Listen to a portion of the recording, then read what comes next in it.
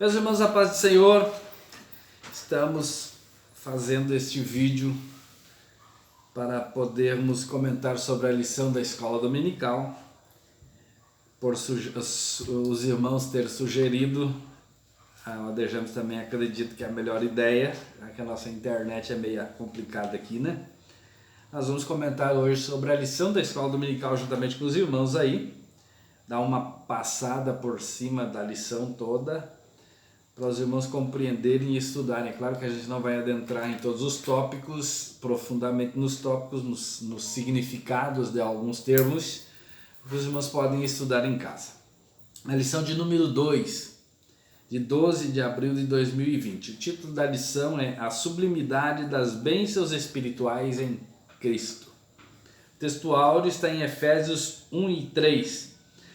Bendito Deus e Pai de nosso Senhor Jesus Cristo, o qual nos abençoou com todas as bênçãos espirituais nos lugares celestiais em Cristo. A verdade prática diz: Deus nos elegeu em Cristo antes da fundação do mundo para que desfrutássemos das bênçãos espirituais. A leitura bíblica em classe está em Efésios capítulo 1, versículos 3 e 4 e dos versículos 9 ao 14.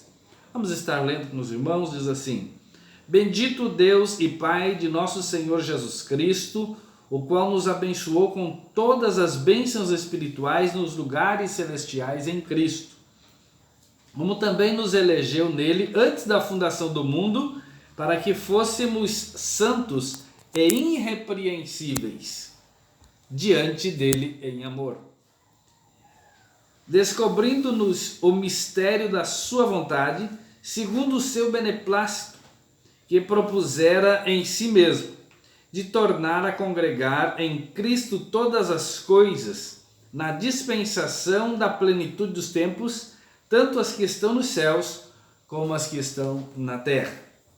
Nele digo, em quem também fomos feitos herança, havendo sido predestinados conforme o propósito daquele que fez todas as coisas, segundo o conselho da sua vontade, com o fim de sermos para louvor da sua glória, nós, os que primeiro esperamos em Cristo, em quem também vós estáis, depois que ouvistes a palavra da verdade, o evangelho da vossa salvação, e tendo nele também crido, fostes selados com o Espírito Santo da promessa, o qual é o penhor da nossa herança, para a redenção da possessão de Deus, para louvor da sua glória.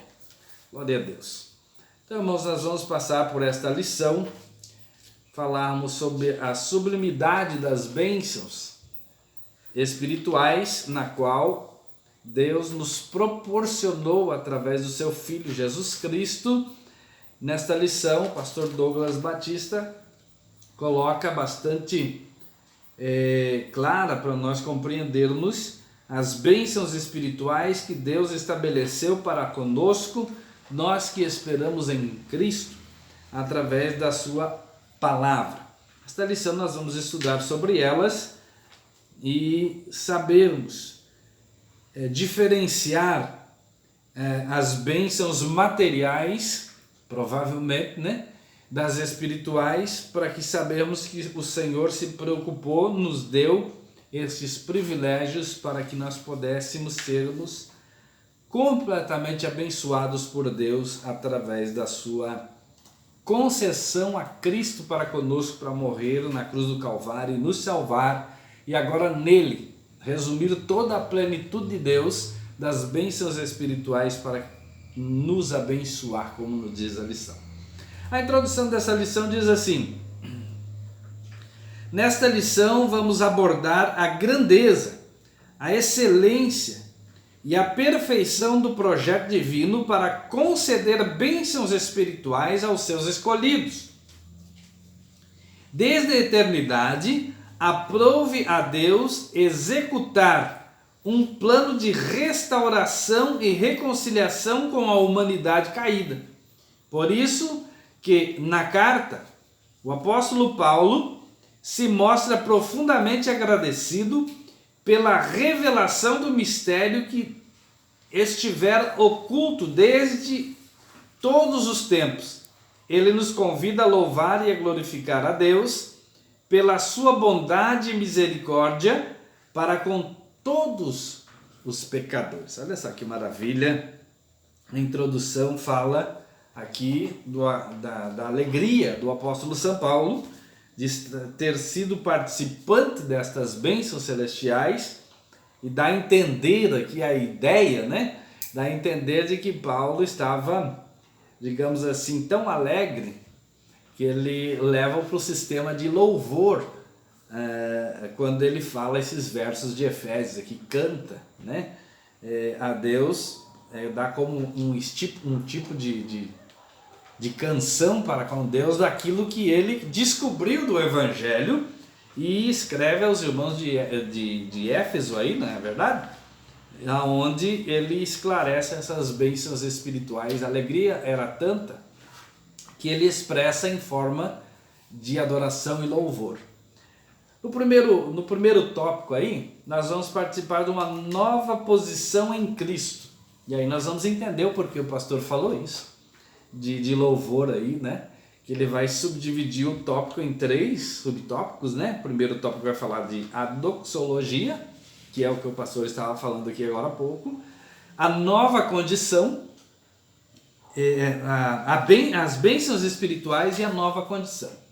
São esses os 3 subtópicos da lição aí, no qual nós vamos ser coparticipantes agora. Diz assim: no passado estávamos perdidos e condenados à morte eterna, mas por sua infinita graça, Deus nos outorgou em Cristo o privilégio da salvação. Olha só, o primeiro subtópico ele vai falar assim, a doxologia. O que seria a doxologia? A doxologia é uma palavra que tem uma junção de 2 termos gregos. Doxa, que quer dizer glória, e logia, que quer dizer ou palavra ou estudo.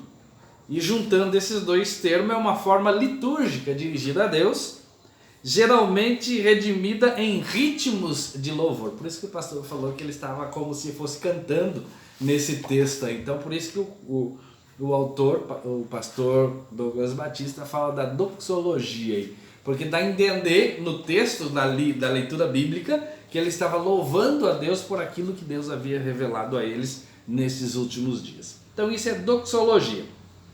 Veja só, a doxologia. Após expor os versículos de abertura da epístola, versos 1 e 2, o apóstolo Paulo apresenta uma sequência de textos que se caracteriza pela verdadeira adoração e bondade ativa de Deus, dos versos 3 ao verso 14 ali, né? Ele começa pela frase bendito Deus e Pai de nosso Senhor Jesus Cristo, verso 3, onde bendito significa digno de louvor. O apóstolo dá sequência até o versículo 14 por meio de um maravilhoso tributo ao Eterno e as suas bênçãos concedidas aos homens. Nesse trecho bíblico, trata-se de um hino teológico de gratidão, caracterizado pela repetição do seguinte refrão: para louvor e glória da sua graça. Né? Olha aí, o verso 6. Né? Também os versos 12 e o verso 14 repete esses termos. Aquele ao qual devemos adorar está identificado na expressão Deus e Pai de Jesus Cristo, uma clara referência à Santíssima Trindade, com ênfase na natureza divina de Jesus Cristo, seu Filho. Olha só, então a doxologia aqui leva a uma adoração, né? A um termo de adoração, e o refrão que o autor coloca aqui, para louvor e glória da sua graça. Graça, nós sabemos que é favor imerecido, a palavra, né? Mas o termo ele vai sendo ampliado, e depois ele coloca a expressão Deus e Pai de Jesus Cristo. Olha só como ele faz distinção das três pessoas da Trindade aí, neste mesmo termo, né? Para aqueles que não acreditam na Trindade Divina, faz expressão nesse louvor, nessa explicação para a carta aos Efésios, e ele coloca a responsabilidade sobre o seu Filho Jesus Cristo, né? Sobre isso para as quais nós fomos predestinados. E hoje o termo predestinado no meio dos assembleanos é bastante assustador, mas não se assuste com isso. Com o tempo nós vamos passar pelos dois termos, né? Eleição e predestinação. Na próxima lição nós vamos falar sobre isso, que não desassociam um termo do outro. Não posso individualizar o Evangelho. O Evangelho não é para uma pessoa, mas é um termo colocado a um período, e nesse período para todas as pessoas as quais fizerem a menção e a declaração de aceitação a Cristo Jesus. Então são colocados nesses termos a eleição e a predestinação, na qual nós estamos a passar nesta lição aqui para os irmãos entenderem. Então aqui é como uma forma de louvor que ele está colocando.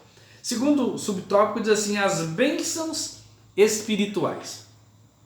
Obviamente que as bênçãos espirituais não são materiais, mas provenientes dos lugares celestiais, isto é, do reino espiritual.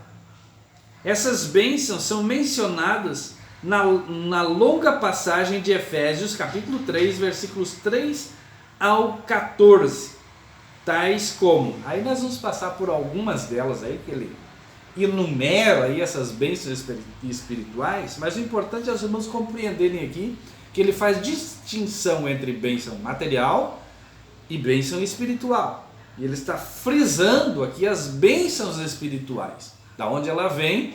Do mundo espiritual, né? Querendo as pessoas acreditar ou não, ele existe, é real, né? Ele comanda o mundo terreno, né? Ou da forma do bem ou da forma do mal. Nós precisamos compreender isso. E ele no longo dessa explicação desses versos, ele coloca alguns termos aí que nos dá as bênçãos espirituais que ele nos colocou. O primeiro dele aí é a eleição. Deus nos elegeu para sermos santos. Verso 4 do texto que nós lemos aí, né? Então, a primeira bênção espiritual foi que Deus nos elegeu em Cristo para nós recebermos a bênção de Deus em nossas vidas aí. Segunda bênção espiritual, predestinou para sermos filhos. Olha só, agora para sermos filhos de Deus. Outra bênção espiritual, porque na verdade nós não seríamos filhos de Deus, né? Só por adoção através de Cristo Jesus. Então essa bênção espiritual veio parar nas nossas vidas, porque é uma segunda bênção espiritual provida em Cristo Jesus, que é só através dele, não tem outra forma de nós recebermos essas bênçãos espirituais. Salvação não existe de outra forma, só em Jesus Cristo de Nazaré. Não tem outra forma de salvação. Então, para sermos adotados como os filhos de Deus, nós precisamos dos termos aceitá-lo como Salvador, como diz lá no Evangelho de João, né? Capítulo 1, verso 12, assim, todos quantos aceitaram, deu-lhes o poder de serem feitos filhos de Deus aos que creem no seu nome. Que nome? O nome de Jesus, no qual nós estamos colocando aqui nesta hora, neste vídeo para os irmãos. Outro termo que ele nos colocou, bênção espiritual, nos fez agradáveis para si. Antes nós era chato para Deus. Agora nós agradamos a Deus porque Ele nos deu esta bênção espiritual. Através da vida espiritual que nós vivemos, nós vamos agradando a Deus ou desagradando. Só tem esses dois termos, agradar ou desagradar. Então, agora Ele nos elegeu em Cristo, que através de Cristo, agora nós temos esta bênção espiritual de sermos agradáveis a Deus. Porque a grande probabilidade de nós sermos até a nossa voz, né? Digamos assim, chata diante de Deus. Já pensou, experimentou uma pessoa conversando no seu ouvido com uma voz meio rude, meio problemática, toda hora no teu ouvido, como fica chato isso, né? Então, em Eclesiastes 5, Deus fala a mesma coisa. Por que razão Deus se daria contra a tua própria voz? Né? Eclesiastes 5. Só para não fugir, eu não posso entrar em cada detalhe desse aqui, porque o nosso tempo aqui é bastante limitado. Mas Ele nos fez agradável. Certo é que Ele nos deu essa bênção espiritual. E antes o pastor Aldimar era chato, né? Falava uma voz bem chata aí, né? Hoje, graças a Deus, pela misericórdia de Deus, nós agradamos a Deus com a voz, porque a nossa santificação faz parte também das nossas palavras. Nós não podemos usar das nossas palavras, da nossa voz, para fazer coisas erradas, xingar, falar palavrões, essas coisas todas que faz parte do agradar a Deus. Isso está em Efésios 4, 31 e 32. 30 e 31. 32 não tem aí. Então, irmãos, Ele nos fez agradáveis. Outra bênção espiritual que Ele nos deu também remiu-nos por meio do sangue de Cristo. Olha só, Ele nos remiu dos nossos pecados. É outra bênção espiritual. Outra coisa que Ele fez para conosco: acolheu-nos por sua vontade redentora. Não foi por nossa vontade, foi Ele que resolveu nos acolher e dizer: agora são meus filhos, né? Então, outra bênção espiritual: revelou-nos a palavra da verdade. Você lembra que há pouco tempo atrás nós não entendíamos nada de Bíblia? Podíamos ler Bíblia, as pessoas falarem Bíblia para nós que nós não entendíamos nada, mas quando nós aceitamos a Cristo como Salvador e nós passamos a ouvir a palavra de Deus e colocar em prática a palavra de Deus, Ele passa a nos revelar o que está escrito na palavra de Deus. Então, Ele revela-se a Ele e as vontades dEle através da sua palavra da verdade. João é bem claro na oração que Jesus faz lá no capítulo 17, verso 17, dizendo assim: santifica-os na verdade, a tua palavra é a verdade. Então Ele revelou-nos a palavra da verdade, que nós possamos compreender isso que nós estamos compreendendo hoje, pela misericórdia de Deus, senão nós não alcançaríamos a salvação, né? Não tem como entrar em cada texto desse aqui, porque a salvação vem pelo conhecimento, né? Todo mundo tira o texto de João 8,32, né? Para fora aí, né, Mandejando, dizendo assim: conhecereis a verdade e a verdade vos libertará. Aí eles fazem culto de libertação, mas não pregam a palavra de Deus, aí fica meio difícil, né, de conhecer a verdade, não é verdade? Então ele diz, olha que outra bênção que Ele nos proporcionou: selou-nos com o Espírito Santo da promessa. Isso é bastante interessante, irmãos. Isso é uma das coisas primordiais na vida do ser humano que aceitou a Cristo como Salvador. O selo da promessa de Deus em nossas vidas. Quando nós aceitamos a Cristo como Salvador, Ele nos deu este selo. E agora, quando Ele nos deu este selo, é uma espécie, os irmãos sabem o que é selo, eu acredito que todos já viram, né? Cartas e correspondência, né? Está selada, endereçada para alguém, né? E essa carta tem um selo porque tem alguém que está comandando por trás dessa carta o envio e a destinação ao propósito que essa carta fez. Então este selo, o Espírito Santo, tem essa função para conosco. Quando Ele nos sela, Ele nos escolhe e Ele acaba se revelando para nós, e nós acabamos então com essa bênção espiritual, nós começamos a compreender as coisas de Deus, amar as coisas de Deus, nos envolver com as coisas de Deus, e o Espírito Santo vai nos ajudando a cada dia mais. Outra bênção ainda: Ele ainda garantiu a validade da promessa. Olha só, Ele garantiu, porque o selo é uma garantia da promessa. Se Ele diz que vai nos salvar, Ele vai nos salvar em nome de Jesus. Basta nós nos colocarmos dentro da eleição e da predestinação de Deus aí, não nos termos que o mundo fala por aí, mas em obediência à palavra de Deus. Então acredite, o Senhor vai velar pela sua palavra. A Bíblia diz que os do Senhor conhecem a sua voz e ninguém arrebata os das suas mãos. Então nós precisamos ter a certeza de que ainda a promessa está garantida. Se Ele prometeu, Ele é fiel e justo para cumprir tudo o que Ele prometeu. Amém, meus irmãos? Pode dar glória a Deus aí, para que todas estas bênçãos espirituais, nós somos coparticipantes agora. Ele diz assim: tais bênçãos provêm de Deus, que planejou a redenção, do Filho que a realizou e do Espírito Santo que a garante.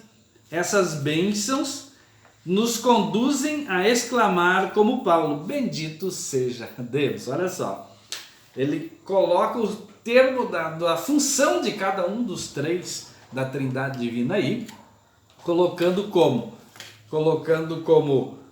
o Deus que planejou, que é o arquiteto de todas essas coisas, o Deus Pai, né? A redenção nossa, o plano de salvação foi Ele que o fez, né?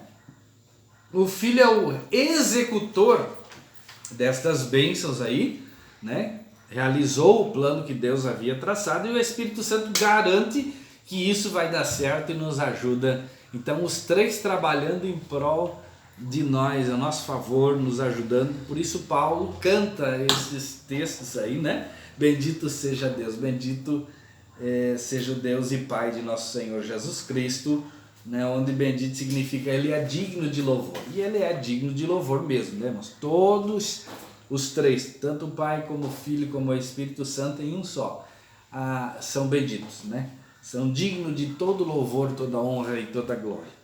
Glória a Deus. Também, irmãos, o subtópico de número 3 aí, a nova condição. A expressão em Cristo significa que somos abençoados com toda a bênção espiritual a partir da sua pessoa e obra realizada no Calvário. Aí está João 1:3, Hebreus 5:9 e 9:12. Relaciona-se ainda com a nossa experiência de conversão a Ele. 2 Coríntios 5:17. Essa nova vida é conferida somente para quem está em Cristo, isto é, o oposto da antiga vida, em Adão, escravizada pelo pecado. Romanos 5, versículos 11 ao 15. Desse modo, não andamos mais em trevas, mas como filhos da luz. Romanos 5:8. Portanto, nossa nova posição é caracterizada pela salvação em Cristo, e por isso desfrutamos de todos os benefícios advindos desta redenção. Olha só que maravilhosa as condições agora de nós sermos coparticipantes dessas bênçãos espirituais, né? De todas estas bênçãos que Deus nos proporcionou através de Cristo Jesus. Agora nós somos novas criaturas, as coisas velhas passaram e tudo se fez novo, como diz aí em 2 Coríntios 5:17, né?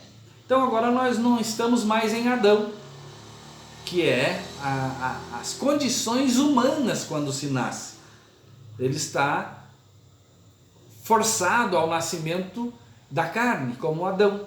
Então nós nascemos de novo do Espírito, e agora do Espírito nós somos forjados como filhos de Deus, e através deste novo nascimento nós somos coparticipantes de todas estas bênçãos que o pastor falou aqui, que não tem tempo de passar uma por uma, é muito grande, o aspecto é muito maior, da pregação aí para o ano inteiro, para os presbíteros, para os irmãos aí sobre esses assuntos aí, né?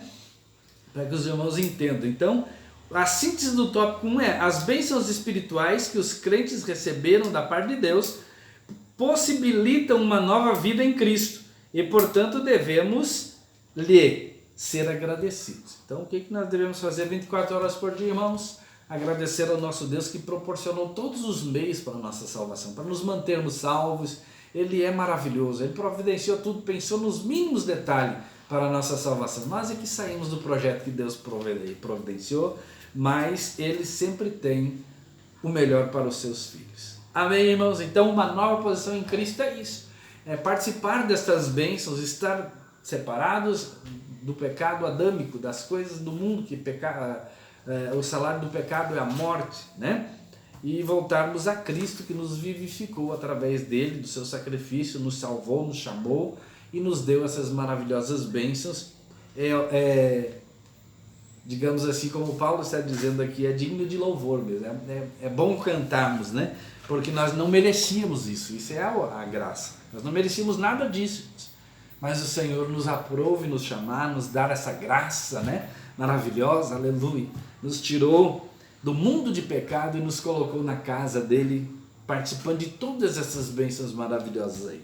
Então, irmãos, que a nossa posição seja para com Cristo firmes até o final da nossa jornada, ou então o arrebatamento da igreja acontecendo no meio disso, nós possamos subir participando das bênçãos espirituais de Deus nesta terra. Glória a Deus. O segundo tópico diz assim, uma vida cristocêntrica neste mundo, olha só. Já que ele nos proporcionou isso tudo, agora nós vamos ver o porquê que Paulo coloca uma nova vida cristocêntrica, quer dizer, centrada em Cristo. A nossa vida tem que ser centrada em Cristo agora. Então ele vai dar no primeiro subtópico aí, a revelação do mistério. Segundo subtópico, ele vai dizer assim, a plenitude dos tempos. E o terceiro subtópico, ele vai falar o louvor da sua glória. Então são partes que ele colocou para nós entendermos sobre esta vida neste mundo, o que Cristo fez, para nós termos uma ideia do quão grande é o projeto de Deus na nossa vida. Embora o pecado tenha adentrado ao mundo, Deus projetou a primazia de Cristo na remissão dos pecadores e na restauração de todas as coisas para o louvor de sua glória. Primeiro subtópico aí fala assim, a revelação do mistério. Vamos ver o que ele revelou para nós aí. A frase, descobrindo-nos o mistério da sua vontade, 1:9, sinaliza a revelação da verdade que estava oculta aos santos de Deus, Colossenses 1:26. Essa verdade diz respeito aos decretos eternos que Deus planejara por sua soberana vontade, com o propósito de salvar os pecadores, João 3:16. Todos conhecem o texto aí, né? Essa vontade divina é revelada segundo o seu beneplácito, isto é, de acordo com o que lhe agradara fazer por amor e misericórdia, Romanos 9:15, 16 e 11 e 32. Sua vontade foi executada conforme o seu desígnio, por intermédio de Cristo, para que o Filho em tudo tivesse a preeminência. Olha só. Então, a revelação do mistério. Que revelação? Ele descortinou, estava fechado isso, ninguém sabia desses termos. Ele abriu isso para que nós pudéssemos agora entender este mistério que Deus havia criado no plano de salvação. Antes, na antiga aliança, ninguém sabia. Nós sabemos agora, porque Deus descortinou isso através de Paulo, escreve esta carta e fica registrado para nós, senão nós nunca saberíamos também. Então, a revelação desse mistério, ele fez o que? Descobriu isso, destapou o que estava encoberto através da lei, que ele só havia o primeiro plano do projeto, né? É como você olhar para um projeto de construção e você só vê a fundação, você não vê o projeto por completo, as paredes, as portas, as janelas, tudo. Então o que ele fez? Nesse tempo, ele pegou Cristo, enviou no seu tempo, nós já vamos chegar na plenitude dos tempos aí, e descortinou isso para nós. Agora nós vemos claramente, mas antes não dava, eu não tinha condições de ver, né? Até porque é a primeira fase do plano da salvação que Deus nos colocou. Então agora o que ele fez? Por que ele fez isso? Para que tudo fosse centrado em Cristo Jesus, o Filho dele. Se ele faz isso na antiga aliança, podia viver de qualquer jeito. Não, mas agora ele centrou todos os planos de salvação na pessoa de Jesus Cristo. Tanto é que não existe outra forma de chegar a Deus a não ser através de Jesus. Ele próprio diz isso, né, em João 14,6. Eu sou o caminho, a verdade e a vida, e ninguém vem ao Pai senão por mim. Glória a Deus por isso, irmãos. Então ele nos revelou esse mistério que estava encoberto, plano de salvação. Teria muitas outras coisas aí para nós colocarmos a respeito de levar cativo cativeiro, né, de assumir a aparição de Moisés e Elias lá no monte da transfiguração. Todos esses mistérios aí foi desvencilhado, porque se resumiu tudo em Cristo Jesus. E Isaías profetiza sobre isso no capítulo 8, verso de número 20, ele vai dizer assim, a lei e os profetas não falarem conforme este evangelho, jamais verão a alva. Então ele aponta para Cristo Jesus, e essa revelação foi descortinada neste tempo justamente por causa disso, para que em Cristo tivesse a plenitude de todas as coisas, né? E ele diz que a sua vontade foi esta, né, que ele colocou aqui, foi executada conforme o desígnio por intermédio de Cristo, no qual nos revelou esse mistério, para que nele tivesse a preeminência, né, que fosse ele a primazia de todas as coisas. Glória a Deus, glória a Jesus por isso, porque ele executou para conosco, para nós compreendermos o sentido da salvação no projeto. Segundo subtópico vai falar assim agora, a plenitude dos tempos. Agora vamos ver aí.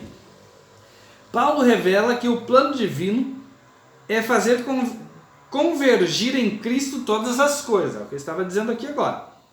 1 e 10, aí, do verso 10 aí de Efésios. Isso inclui tudo o que foi criado por Cristo, para Cristo, e o que subsiste em Cristo. João 1 a 3 e Hebreus 1, 2 e 3. Implica dizer que todo o universo, céus e terra, estarão submissos à autoridade e soberania de Cristo. Olha só que maravilha, né? Romanos 14, verso 11 e 2 Coríntios 10 e 5. Nesse sentido, a ruptura provocada pelo pecado de Adão é restaurada completamente em Cristo. Essa declaração não tem conotação universalista. A ideia é de que no fim dos tempos serão salvos, mas que finalmente tudo será como Deus planejou. Cristo, a cabeça da igreja, e também a cabeça do universo. 1, versículos 21 a 23. Provavelmente seja de Efésios, não tem aí uma referência, mas deve ser da carta de Efésios, né? A dispensação ou a administração desse plano será na plenitude dos tempos. 1 e 10. Aqui, a palavra grega para tempos não é cronos, que traz uma ideia de cronologia, mas de kairos, que se refere ao tempo divino, previamente determinado para que todas as coisas estejam sob o seu domínio. Olha só, então por que plenitude de tempos? Porque não é no nosso tempo, no nosso cronômetro, mas sim no tempo Deus foi revelando as coisas, foi colocando, e que tudo isso esteja debaixo da jurisdição, debaixo do poderio de Cristo Jesus, e através dele, tanto o universo. Por isso que ele diz lá em Mateus 28, né, verso 18, todo o poder é me entregue nos céus e na terra, né? Então essas coisas, irmãos, nós precisamos compreender que nós servimos ao Rei dos Reis e o Senhor dos Senhores, o Criador de todas as coisas, o Criador do universo, o que elaborou o universo, que ajudou